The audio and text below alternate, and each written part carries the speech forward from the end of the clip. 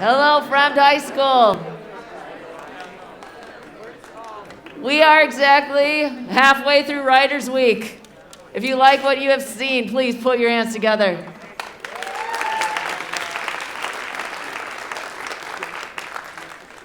Keep your hands warm for 3 more rounds of clapping. We have 3 people to thank. First, the boosters, who are very generous to give us funds to invite writers here. Please put your hands together for the boosters. I also want to thank the tech crew up there. They keep the lights on, the sound going, projection going. So put your hands together for the tech crew back there. Thank you. And last, I want to thank all of you in the audience. We could not do this if it were not appreciated by our students. So this has been inspirational to me over the last 20-something years, and I appreciate seeing Writers Week every year, and it wouldn't be possible without all of you. So maybe I should put my hands together for you. So thank you. Thank you for that. Our guest today is Shiro. Mark writes many things, including young adult books. You may have seen some of their titles: Anger is a Gift, Each of Us a Desert, some new ones, The Insiders, You Only Live Once, David Bravo. And do we have any Percy Jackson fans in here? Let's make some noise. Where are you? All right. Then if you are a fan of the Percy Jackson series, you'll be excited to hear that Mark Shiro co-authored an upcoming book with Riordan. Yeah, very cool. Mark also wittily reviews books and television shows. You can check those out by going to their website, markoshiro.com. Please put your hands together for Mark Shiro.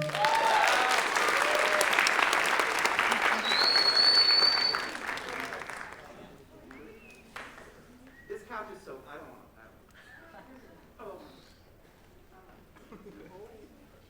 Go! Stop! Oh, that was dead silent. I love that. Good start, Mark. Okay. Hi, everyone. My name is Mark Shiro. I have not seen humans in like a month and a half, so I went completely feral the last hour. Like, I am like a wild child in these streets. I'm so excited. My name is Mark Shiro. I'm a young adult middle grade author. How this is going to work, I have a presentation for you. There are images, some words, mostly images. I'm going to talk to you a little bit about my childhood, what it's like to be a writer, why I became a writer, as well as some of the stuff that I'm working on. And then I will turn it over to all of you, and it is time for questions. No one is allowed to ask the question, who would win, 1 billion lions or all of the Pokemon? I chose Pokemon and then was schooled and found out there were only 896 Pokemon, which means that each Pokemon would have to kill 100 lions. Turns out math is not my strong suit. Okay, anyway, so, y'all ready? Let's do this. I don't know who I am anymore. This is not working. There we go. I like to back up and talk about myself as a kid before we get into any of this. I am a full-time author. This is my whole job. This is what I do for a career. I love it. This is what I wanted to do since I was a kid. I'm one of those very rare individuals who, if you had asked me in elementary school and in junior high and in high school, what do you want to be when you grow up? I'd always said that I want to have a book with my name on the cover. I want to be an author. I want to write books. I've had a very strange path to get to that point, but I like to back up. Talk about my childhood a little bit, because I think it influences who I am as a writer. Never before seen. I have never put these images on. You've never seen these, have you, Kwame? That's me. I have an identical twin brother, by the way. It's not like a clone or anything. Why did I? Okay, anyway, it's fine. Obviously, this one's me over here. Can I tell myself from? No, I don't even know who I am in these photos. It doesn't matter. Anyway, I spent a small portion of my childhood growing up in Boise, Idaho, but spent most of my time growing up in a place called Riverside, California, which is about 100 miles east of Los Angeles, out in the desert. I like to talk about this period and this next period of my life a lot because as a kid, this is actually a part of my life that I literally could not imagine. I was the shyest bookworm you could imagine. I could not get on a stage. I could not public speak. I was so terribly lonely and isolated. I did not have a lot of friends. So much so that when I recently reunited with a friend who I've kept in contact with from middle school, she's like, I cannot believe who you have become today. You are the polar opposite of who you used to be as a child. But the thing that I found solace in and the thing that I loved more than anything else was books. And so as a kid, I was reading things like Beverly Cleary's books, specifically anything with Ramona Quimby, who I liked because she was funny and also kind of annoying. And I kind of thought that was me. I was kind of an annoying little kid.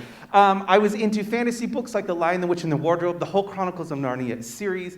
And I was also, I believe, 7 years old when the first Goosebumps book came out. So at 7, I was reading those books once a month. Whenever they came out, I would make my mom take me, I think we got them at Walmart, or at the Scholastic Book Fair. And these were the sort of things that I was reading. As I was reading contemporary stories, I was reading fantasy, I was reading horror.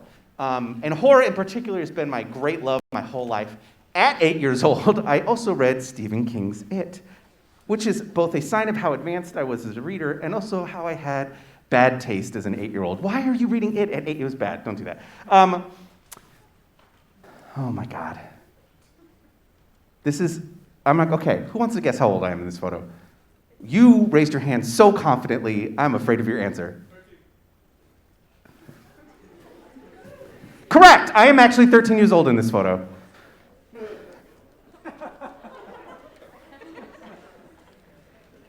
I heard that laugh, Kwame. It's okay, because I'm going to make the same joke I made last hour. Don't I look like I do your parents' taxes? It's pretty great. I don't know. I got bullied a lot, too. Because I was abnormally tall, I looked like a full-grown man at like 13, 14 years old. I was not a popular kid. I also look back at this photo, and I am not at all surprised I'm gay. Like, come on, look at this. Look how chaste we all look. None of it, actually, most of the people in this photo aren't straight. Okay, that's a revelation I just had. I grew up in a very, very conservative part of California. That is also why we're all dressed like this. It's not just because this was the 90s. But the girls in our district were only allowed to show their shoulders. That is why there are no skirts in this. You are not allowed to show any other skin at all. And if you went to a public dance or anything, men had to wear tax preparation outfits, whatever this outfit is. Oh, it looks terrible. It's awful. I really didn't start to come into my own until I was about 15 or 16 years old, where I started developing what I felt was my individual sense of self, but also individual taste. And I use this photo because I am 17 years old. I'm a senior in high school. These are all my friends from cross country and track, which were the two sports that I did, which were also the sports full of all the weirdos. And in particular, these people, one of the things that we liked to do was find as much weird music and movies and books as we could and recommend it to one another. We were the kids who were trying to find all the rare foreign horror movies to get each other to watch them, stay up late at night to watch these things that we definitely should not have been watching at that age. But I feel like I started to develop my sense of taste and the kind of art that I wanted to provide when I was in high school. And just as a little update, this is actually what me and my twin brother look like as adults. I'm a little snack. That's great. Okay, anyway. But let's talk about this, how it all pertains to writing. Why do I write what I write? At this point, I have 3 books out in the world, 2 young adult, 1 middle grade. By May of next year, I will have 7 books out in the world, which is an amazing accomplishment. I can't believe I get to say that because this is my life goal. But I also often get asked a very common question about my books. There's sort of a through line in them is that I tend to write about kids who are dealing with very difficult things, who are experiencing immense hardship. So I put this word in quotes for a very intentional reason. It's almost always it's adults asking me this question, why do you write books that are so dark? And I feel like qualifying a book as dark doesn't really get into what it is actually about or what the motivations might be for writing it. Much of what I write is based on personal experience. Anger is a Gift is based on 2 decades of myself being an activist, my teenage years and my 20s, as well as my own experiences with police brutality. Each of Us a Desert was my chance through a fantasy narrative to talk about what it was like to grow up in the closet, to feel isolated and alone, and to feel like everything cool was happening so far from where I actually lived. The Insiders is based on a negative interaction I had with a counselor in middle school, and so this is often where I get my ideas from and why I write what I write, is that I'm taking a grain of truth in my life, or sometimes much larger than a grain, and turning that into a whole story so that I can talk about what that experience was like, but also to answer questions for myself. Why did I go through that? Why did I behave the way I did? Why did I react the way I did? I like thinking of those sort of things. And the truth is that I had a very difficult upbringing and a very challenging childhood. So when I write, I think that there is value in writing stories about kids going through hardships, and this is the important part for me, is surviving them. What is the light at the end of the tunnel? What is the way that they overcome the difficult thing they're going through? I did not have a normal childhood or teenage experience, and so I tend to write about characters who also do not go through what is considered normal experiences. I dealt with things like child abuse, racism, and a whole lot of homophobia as a kid. And so we are currently in this climate right now where books are consistently and constantly being banned across the United States. And one thing in particular that irks me about it, especially given what I write, is that so often, more often than not, these adults who are spearheading these bans are saying they want to protect children. They want to make sure that their children are safe. But the act of them making a child safe, which I think is, we'll get into that in a second, by doing what they are doing, they are thereby making it so that people like me, or kids like me, don't exist anymore. I could not close a book about homophobia, put it back on the shelf, or remove it from a library, and then suddenly I didn't deal with homophobia anymore. And so what I think is so insidious about what is happening with a lot of these book bannings across the country, and I say this as someone, the count as of a week or two ago is my books are banned in about 380 school districts in the US right now. So it's not a small number, it is a lot. It is happening very frequently. And all I think about is when you do this, especially when you're targeting books almost solely by people of color and queer people and disabled people and the intersection of those identities, is you are saying that you also don't want to see those kids. You don't want to see them, you don't want to deal with them, you wish they weren't around, you wish they didn't talk about their lives. And so I write from a place where it's not that I don't care about those sort of things, but I'm always going to write my truth. I'm always going to write my experience. I'm always going to write my story. And I'm proud of that. That's the sort of angle that I take when I'm writing any single story. But being a novelist was not actually the first thing I did as a professional writer. Out of college, I actually became a journalist. I wrote nonfiction for about 11 years. I wrote specifically about music. I actually took this photo at a concert. I got to spend those 11 years traveling the world, often with very, very, very famous musicians, and writing about the experience of being a touring band or being a touring artist. I love those years of my life. I feel like it developed a very good work ethic from that. But I think if I had not been a journalist first, there is no way that my first book that I wrote would have been contemporary. I think writing a contemporary story, contemporary fiction story, is maybe a hair's breadth away from writing nonfiction, because I am still very much writing about the real world in this book and trying to represent it as accurately as possible. So it wasn't until 2018 that my first book came out. And I tell you the date on purpose because I was 34 years old when my first book came out. I was not 20. And I think there's this idea that you have to succeed at your career the second you are done with college. And I don't think that's true. I'm actually glad I did not have a book published in my 20s. I was not mature enough to handle any of this. I can't imagine being like 23 and then coming in here and doing this to all of you. Like, there's no way I would have been able to handle that sort of thing. So my first book came out in 2018. It took me 5.5 years to write the first draft because I had a full-time job at the same time working as a journalist. It doesn't take me 5.5 years to write a book anymore. But I am very proud of this book because it was a book that there was no promise that it was ever going to be published. I remember writing it and thinking the whole time, there is no way anyone is going to buy this book. So Anger is the Gift is about a group of teenagers in West Oakland, California, who stage a protest walkout at their high school when one of their friends is injured by a newly installed metal detector.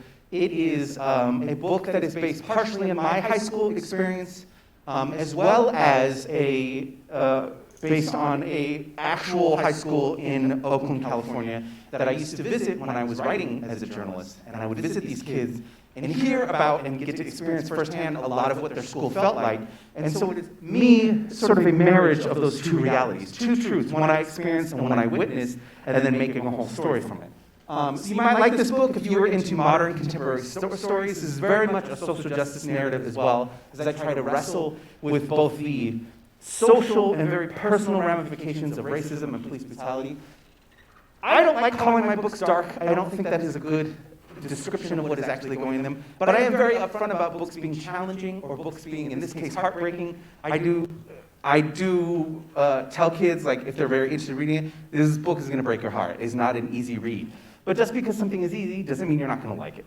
But on the flip side, I do think there's a lot of joy and levity in this book, in particular, the power of friendship. I wrote a friend group in this book that I'm very proud of, in particular, because I was writing from a place of, like, what if I had had friends like this when I needed that when I was younger? And so my second book came out 2.5 years later. It is called Each of Us a Desert. This is a fantasy novel. It is very different from my first one, and I feel lucky that I have a publisher that allows me to sort of genre hop. Each of Us a Desert is about a 16-year-old girl named Xochitl who is a cuentista. She has the magical ability to pull stories out of people's bodies, and she does so in order to cleanse them. She is told that if she does not do so, the god that runs her village will smite and burn the village to the ground. And she believes this because she lives in a world where everything is a desert. There is no life, there is nothing outside of it, so she has no reason to believe anything else. And one day a stranger comes into town and tries to take over their village, and in doing so reveals a very uncomfortable truth about herself. And she goes on this very epic journey to sort of solve the mystery of who she is. So you might like this book. I'm going to use a fan fiction term. If you like enemies to lovers, this is one of my favorite character tropes, which is when two characters hate each other, like hate them down to their fiber of their being, and then slowly begin to appreciate and maybe even love one another. It is very much a book about epic journey across an unknown land. There are a lot of scary, gross things that happen in this. It is, you can see my horror influences this as well. It has very poetic, evocative language. It is not as straightforward as Anger is a Gift. And this is mostly a quote from a kid in a school visit, but it has a couple plot twists that will make you want to fight me in the streets. I'm not joking. 2 weeks after this book came out, I did a school visit, and I walked into the classroom, and this kid was like, "Why are you like this?" And I was like, "I don't even know who you are. What is, you're gonna have to, there's a lot of things wrong with me. I'm mentally ill. Like, where do you want to start? Like, let's go." But she was like, "I'm so mad at," and I'm not gonna tell you the thing, like, "How dare you did that? What's your address? I want to fight you." And I was like, "Okay, I'm not gonna fight a child today and get arrested." Could you imagine that headline? Young adult author Marco Shiro fights a student at a school visit. Okay, anyway. My third book came out last year. It's called The Insiders. I am lucky that I also get to write for different age groups. Each of Us a Desert, Anger's Gift, is aimed for teenagers. This book is aimed for middle school kids, generally about 8 to 12 years old. For some people, this is, and it's been kind of cool to hear this is their first long book. I got to meet a kid back in October in New York who said it was the first book they ever read over like 50 pages. Which was very flattering, but also kind of terrifying, because I'm like, "Well, I hope you like this, or you're going to hate books forever. That would suck." So The Insiders is, I have a little card about it. It's my middle grade debut. The Insiders is about 12-year-old Hector Munoz, who is forced to move far from his home because of his mother's new job. At his new school, he discovers that all the things he loved or he is that were normal where he used to go to school are now seen as strange and weird, so much so that he starts to be bullied. And when he gets bullied, he hides from his bullies in a janitor's closet. And he is not, the metaphor is not lost on him, that he is now literally back in the closet. And he begins to discover that this room starts appearing in different parts of the school whenever he needs it. And then it starts growing. And then, like you'll see on the cover, illustrated by Helder Oliveira, he starts, 2 other kids from 2 different schools in different parts of the United States start appearing in his room. And he doesn't understand the magic of why it's happening. And there's a mystery, and I'm not going to tell you why. Someone in Kwame Mbalia might be in this book, which getting those texts when you found out you were in the book was real fun. Okay, anyway, it was great. 2 last things before I open it to all of you. I do actually like to talk about what it is like on a day-to-day basis as an author. I think it is probably the most common question I get when I do school visits. Because oftentimes, I think this school is a huge exception, I will say. There are not a lot of schools that have weeks devoted specifically to writing. But I think a lot of places I visit, there is no real instruction about what you do as a writer. Like, what do you actually do on a day-to-day basis? How do you make it a career? And I like talking about that and pulling back the curtain a little bit, because I hope that some of you who want to be creative, and not necessarily just in writing, if you want to do illustration, if you want to do production, if you want to do anything, there are things in this that are similar and have overlap, and I want to show you sort of what it is like. So, what do I do all day? I despair. Just be saddled. No, I play Plants vs. Zombies too, all the time. I mean, you can speak this calmly. I forget how all words and letters work. Usually around 8 p.m., I get to a point. This is a story I told in the last one. I went to the grocery store a couple weeks ago and was talking to, everything's like shut down in Atlanta because of COVID. And so often the only person I was talking to was the guy at the grocery store. And we had been seeing each other like every couple days because the grocery store is behind my house. And finally he was like, hey, what's your name? And this is evidence that I had no words left in my brain. I was like, Tim? Question mark. Like there was a question mark as I said it. As if, was I trying to convince myself that was my name? I don't know. Anyway, so that usually happens. I also send lots of memes and TikToks to all my friends instead of writing, usually with the goal of breaking the word chat, or the group chat. But aside from that, those are things that I do all day. I think of writing as a career as having three main components. The first one is emails. I get a lot of emails, about 300 to 500 a day, and I have to be able to determine whether I need to answer that email today, whether I need to answer tomorrow, whether I can just delete it and never answer it. And I say this because as a kid, we didn't have email, so I was not raised to learn how to read email. And generally, this is something that I do in the morning after or while I'm eating breakfast, because I need to be able to respond to things that need to be resolved quickly. A great example, and I used Russell here as a way to explain this, is that I will get an email asking, hey, do you want to come to an event? And generally, there is a short time span in which you need to say yes, because the other person booking it needs to make sure logistically they have the time to get contracts signed, that they have the time to get money to pay you. There's all of this back and forth that needs to happen.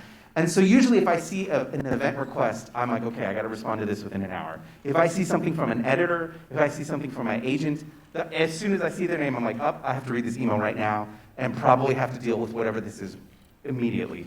And so I've learned to sort of recognize when I need to spend like an hour or two just answering emails and whether I can put things off. Otherwise, the vast majority of what I do during a day generally is sitting in front of a computer and writing. But writing doesn't mean that I just sit down and I write a new thing every single day. There are sort of 4 stages that I consider my writing to exist in.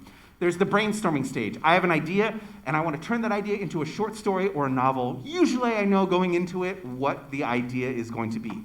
I have almost never started a short story and then gotten through it and been like, oh, this actually needs to be a book. I generally have a sense of that before I start. So I can be in that stage. This is where I am just trying to flesh out the idea and see how much bigger I can make it, what sort of story I think I'm going to write. After brainstorming, I will then go into outlining the story. I am a person who needs to know the ending. And in fact, the first thing I write of any new manuscript, short story, or a book is I write the last scene first. Because I want to know what is the thing I want to earn in this story. So I write it first, and then I write towards it the entire time. So the second stage is that, drafting. I am writing a first draft. This is the story the first time it is exiting my brain and actually being put down on the page in whatever form. That being said, while I feel lucky to be a very fast drafter, I write very, very quickly. I do not write clean drafts. They are very messy. They are a trash can on fire. They are what they are. So I generally have to plan for having a whole round, which is rewriting that whole book and getting it right. But that first step for me is I just need to get it out of my head. I need to get it down on the page, because once it's on the page, I can at least do something with it. The fourth stage is then revising and editing. I'm usually working with my editor. She has already read it. We are going back and forth, to try to make this book the book that is the final version. So at any given time, I could be working in one of these 4 stages. I am currently in the rewriting stage of what will be my third YA. We're going to talk about it in a second. And then lastly, my favorite part, and one of the reasons why this pandemic has been so hard on a lot of us who are creatives, is getting to do events and promotion, to do, book events, book conferences, getting to do school visits. I have not done a school visit. My last one was December 15th or 16th, so it's been about a month and a half since I've gotten to be in a school, and I miss it. I miss this part. I love getting to talk to kids. I love getting to talk to you about books, about my writing process, about your writing process.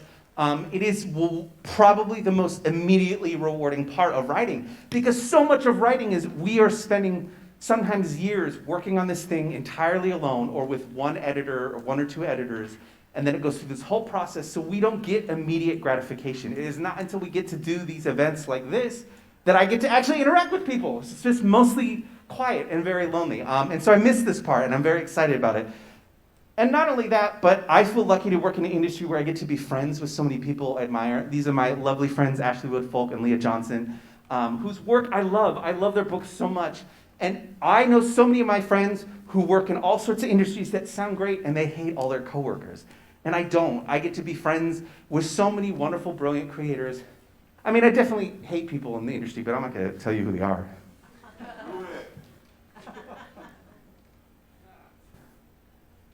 We can do that for our thing. Never mind, no, let's not do that. Anyway, all right. Mark and Kwame get fired. Okay, lastly, before I turn it over to you, I just want to talk about what is coming up next to give you a sense, and also hopefully how busy I have been. Since January 1st last year, I have written 5 books. I'd like to never do that again, first of all. I'm so tired. It is so much writing, but I'm now getting to see the fruits of that. So my next book is out in September. It is called You Only Live Once, David Bravo. This book is another standalone. It is not a sequel to The Insiders, but it is a middle grade book.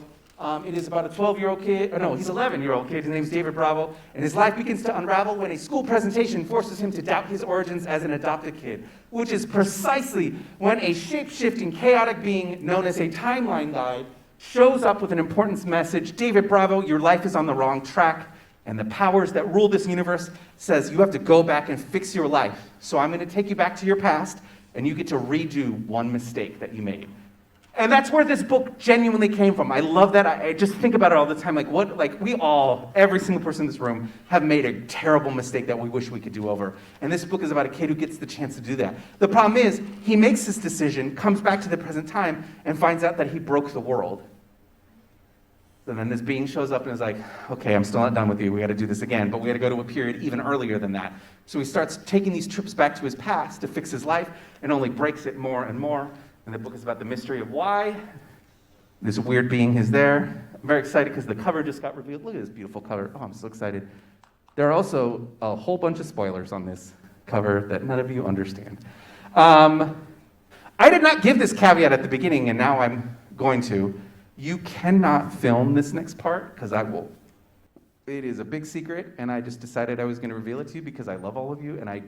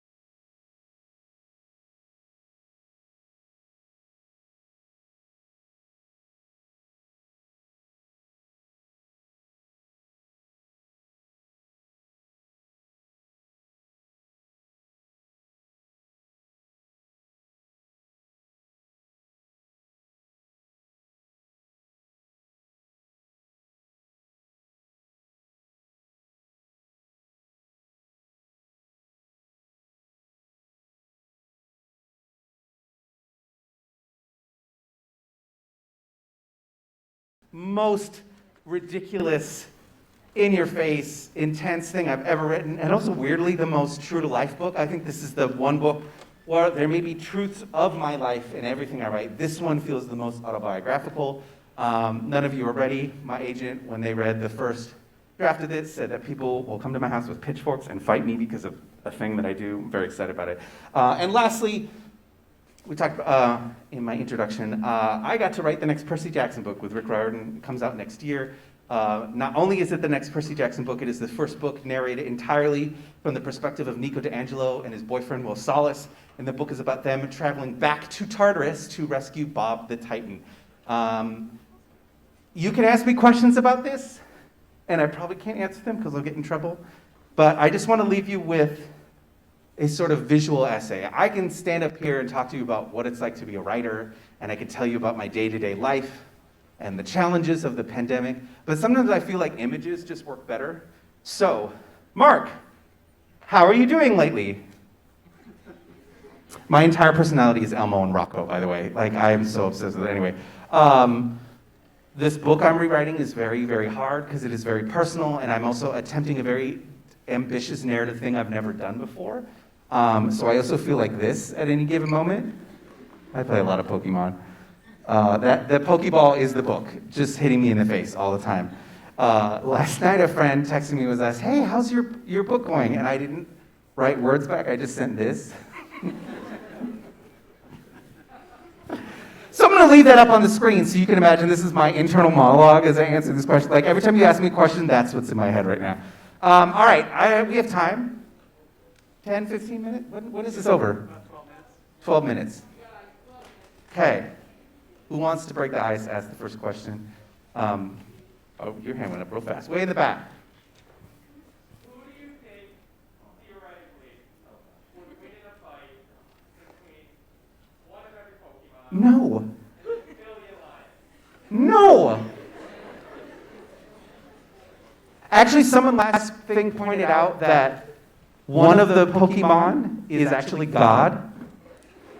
Was that you who pointed out? No, it's just this is the argument that the Pokemon win. Well, yeah, but like, I feel like the bigger question is who would win, 1 billion lions or God? I'm not a theologian. I don't know the answer to that question. God, please don't ask about lions and Pokemon. No, I'm kidding. All right, what's up? So I'm a huge Percy Jackson fan with like the new series. Would you say there's going to be a lot more representation with like the LGBTQIA like community, especially with like Nico, D'Angelo, and like Will? The question is about representation in the new Percy Jackson book, specifically from the queer community. My first answer would be, look who's writing it. Put my dirty queer hands all over that. Okay. Yes, and there are some surprises. That's all I can't tell you. I literally cannot tell you more. I will get fired. I can't tell you more, but yes. All right, we're going to come back over here. But I don't know who you're pointing to. Oh, right in the back. Okay, yes. Who would you say is the best starter out of all the Pokemon generations? Oh, but see, I have a personal one, which is that I am like soul bonded to Bulbasaur. I love Bulbasaur so much. When Bulbasaur, whoever booed, you're expelled. I get out of here. Boo to you. Was it you? Oh, right, we don't go here. We don't have to follow rules. Great, this is awesome. All right, okay. Yes, over here. So you were talking about how you didn't think anyone would buy your first book. So how did you like get past that? Get past the negative thoughts, like the negative energy? Man, what a whiplash from questions. So the question is, how did you get past the negative energy and the negative perception that no one would buy your first book? Because obviously someone did. It didn't end up happening. The very real answer to that is I didn't get over it, actually, for a long time. I got rejected when I was querying agents, which is the process of trying to find a literary agent. I was rejected 43 times before I got the 44th one, which was a yes, who is now my current agent. And so it wasn't even, the perception wasn't, oh, I'm just imagining it. It was based on, oh, no one wants this. And the feedback I was getting feedback from agents that was like, can you make these characters white? Can you make these characters straight? Can they not say these things? Can they not do these things? And so I was like, oh, these feedback I'm getting is about the fundamental point of the story. And if I can't seem to get an agent about the whole point of the story, how is this ever going to happen? It helped to have other writing friends who had been through similar situations and to talk to them. There are so many authors who have been rejected so many times before they finally got the next yes. So part of it was that. The other thing is that while this book was out and I was trying to find an agent for it, I started another project. And I started something else so that I didn't put all of my energy into hoping this one book would make it. Because there was a chance that no one ever bought it, and it didn't happen. So I still wanted to have something else that I could go to and be like, well, let me try something else. And it's interesting because that book has never seen the light of day, the other project that I work on. I haven't made it into a book, maybe someday. So I would say having friends and having people in the community and people who can sort of be your cheerleaders and keep you going, but then also don't put your whole identity and sense of being and self in one art project. Do other ones, and I mean, that's the beauty of art. You can work on more than one thing at a time. All right, we're gonna go back over here. Yes. Yeah.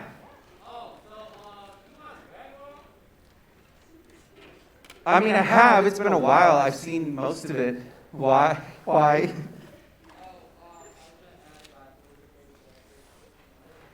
My favorite character I don't even remember characters, right? It's been so long. Dragon Ball Z? Broly! Oh, yeah! Okay. Thanks for taking one for the team. Okay. We'll do Broly. We'll go up here now. Go ahead.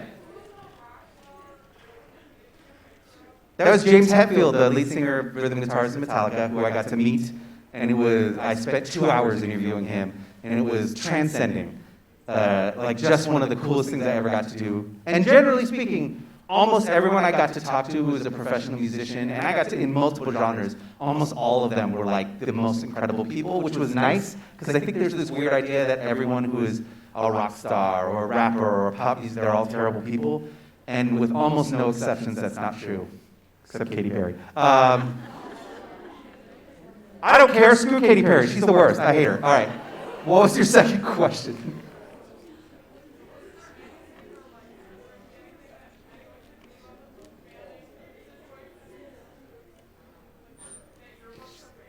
Is there anything that can be done about the book banning situation? I'll give you a serious answer. My first immediate thought was, we'll ban them back. Let's ban them. I think the easiest things right now for people to do is support the authors who are being banned, because, and this is a thing I talked about on Twitter last week because I was really angry about it. There's this idea that if your book gets banned, it's the best thing that can happen to your career. It's not true at all. This was not supposed to be my first school visit in a while. I had a school visit booked earlier this year in early January in Texas, and it got canceled because my books got banned. And when that gets canceled, that means I don't get paid, and I don't get to have this opportunity. My books this was odd too. They bought, this teacher for this presentation, bought 500 of my books and had to return all of them.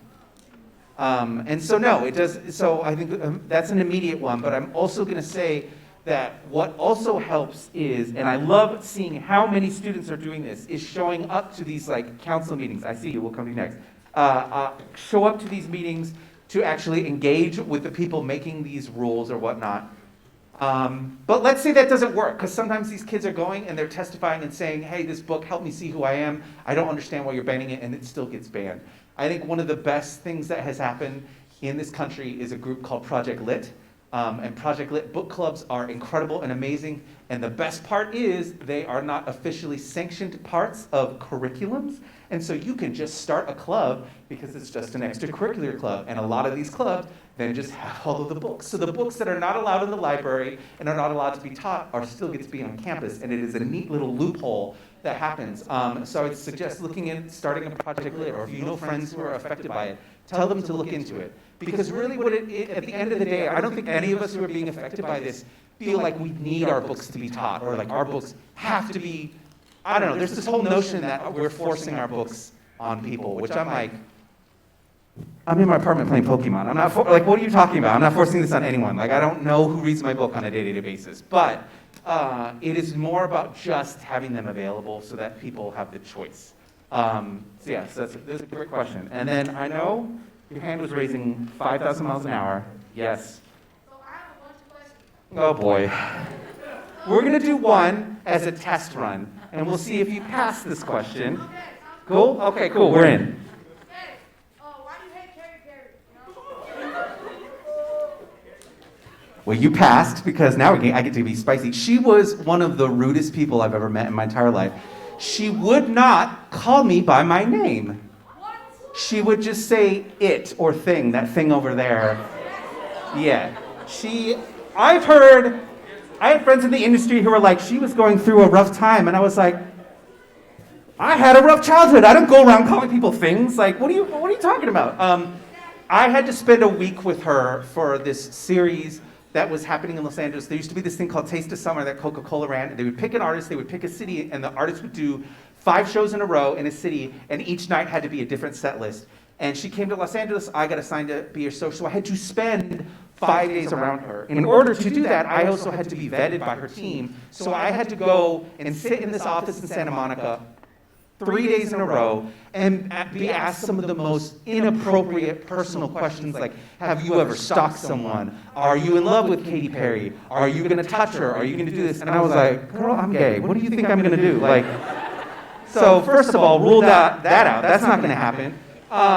All for the, like, and here's what was so offensive about that, is they made me go through that whole process. Her team vetted me and like, this is a genuine person who's not gonna do anything. And then she treated me like I was like an annoying fan the whole time. And I was like, I am working for you to promote you. Why are you so terrible to me? So anytime I see her, I'm just like, you know what would be cool? Like if she fell off a cliff tomorrow, I'd throw a party, I don't care. All right. What? I'm right, I should say it. All right, okay.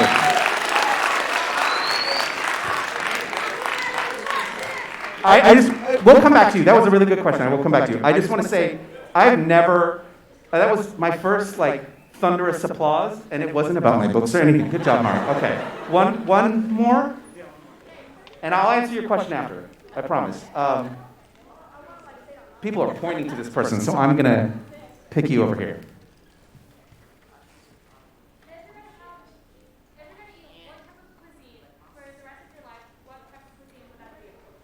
Japanese food. Easy. But so, if, actually I didn't explain this part. Oh my God, I'm so bad at school visits. If you ever notice my last name is actually Japanese. I'm not Japanese because I'm adopted. And my dad is Hawaiian Japanese, so I grew up on Japanese food. That's it, done. As long as sushi is in there, and the good sushi, not that weird. I met someone who was like, the only sushi I've ever had was from 7-Eleven, and I was like, oh my God. Stop talking to me. Okay. Thank you. I hope you feel inspired. I appreciate all of you. I'm so glad we got to do this.